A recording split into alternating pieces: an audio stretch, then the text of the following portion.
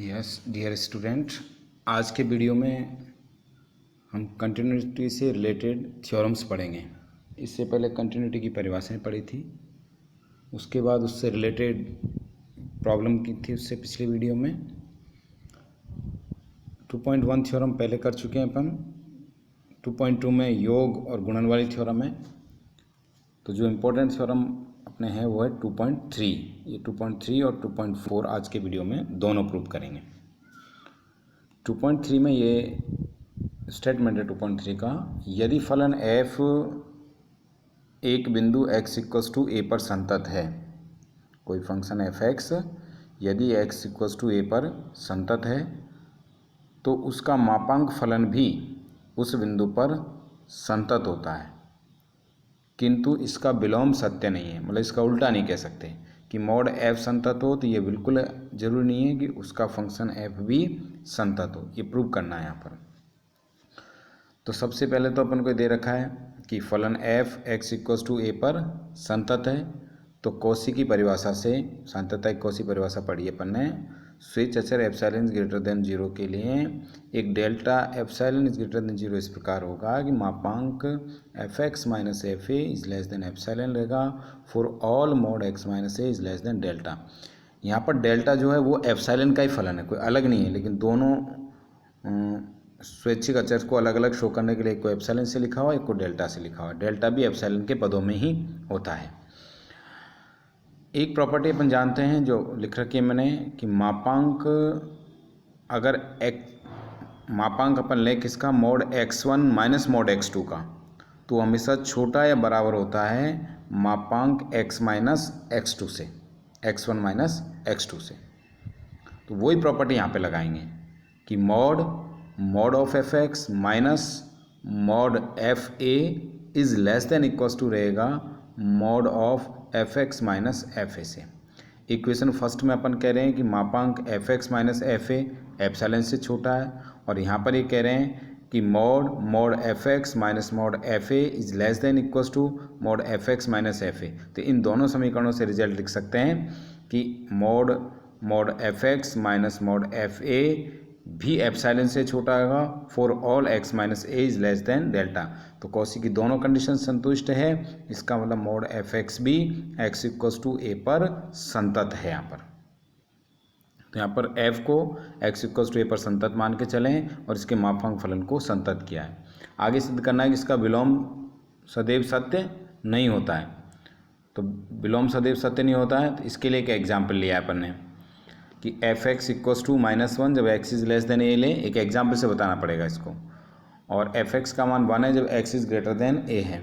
तो इसकी x equals to a पर संततता चेक करेंगे तो फलन मोड लगा के करेंगे, दोनों लिमिट्स 1 1 आएगी, लेकिन बिना मोड के करेंगे तो एक 1 आएगा और एक -1 आएगा। इसका मतलब इस जो फलन दे रखा है इसका मापांक फलन तो x इक्वल्स टू ए पर संतत है, लेकिन ये खुद फंक्शन x इक्वल्स टू ए पर संतत नहीं है। इसका मतलब इस थ्योरम का विलोम हमेशा सत्य नहीं होता है। ये थ्योरम थी अपने पास में 2.3।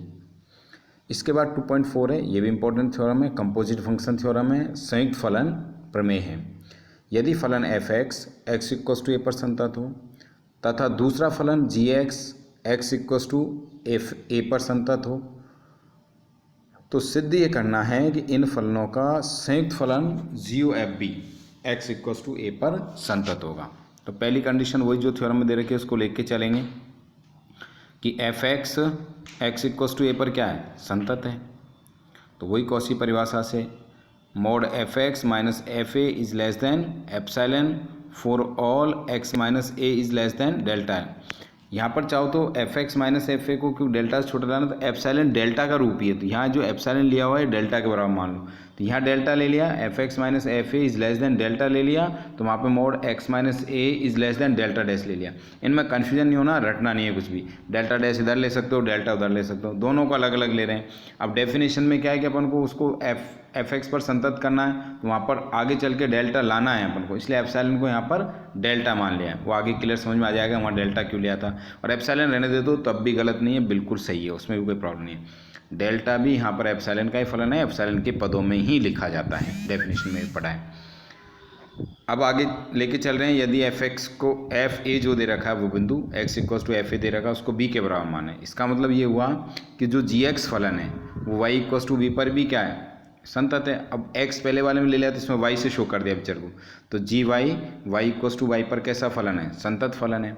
इसका मतलब कौन-सी परिभाषा से, mod G Y minus G V is less than epsilon for all mod Y minus B is less than delta ले लो चाहे डेल्टा डैश ले लो।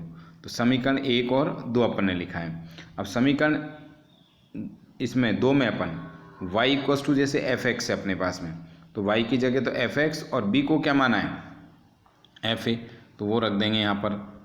तो क्या हो जाएगा देखो यहाँ x माइनस, समीकरण 1 से लिया है अपन ने, x minus A is less than क्या लिया था delta dash, x minus A is less than क्या लिया है डेल्टा डैश, और उसी समीकरण से F X minus F A is less than epsilon था ना, उसको डेल्टा मान लिया। एफ एक्स तो S it is F A की जगह क्या रख दिया, बी रख दिया।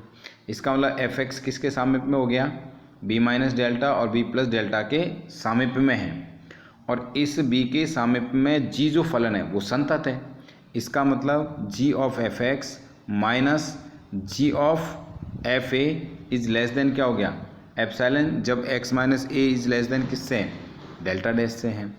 तो जी ऑफ एफ एक्स को लिखेंगे G of F X minus G of F A is less than epsilon for all x minus A is less than delta dash. इसका मतलब ये प्रॉपर्टी कौशी की परिभाषा से, इसका मतलब जो संयुक्त फलन है जी ऑफ एफ वो भी x इक्वल्स टू ए पर यहाँ पर क्या आ गया, संतत फलन आ गया। दोनों थ्योरम बहुत सिंपल थ्योरम थी, एक में संयुक्त फलन एक में मापांक फलन।